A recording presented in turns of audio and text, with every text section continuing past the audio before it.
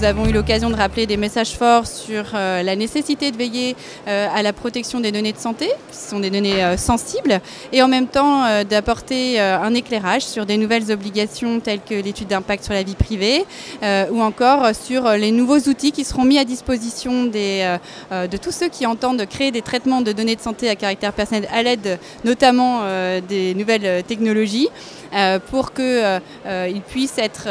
rassurés, en tout cas on le souhaite, sur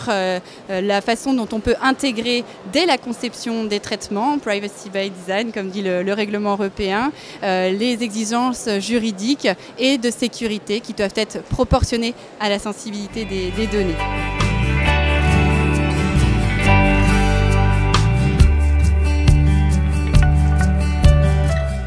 La France est engagée avec l'ensemble des pays membres de l'Union européenne dans la construction d'un vaste espace de confiance européen, c'est-à-dire un espace de confiance au sein duquel vont s'échanger les données de santé des citoyens européens.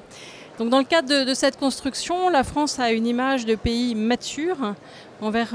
l'ensemble des autres pays, une image qu'elle s'est forgée notamment au travers de la politique générale de sécurité des systèmes d'information, au travers de son cadre d'interopérabilité, au travers du déploiement du DMP et aujourd'hui des messageries sécurisées de santé. Donc pour nous, ce qui est important, en étant partie prenante de cette construction, c'est de conserver évidemment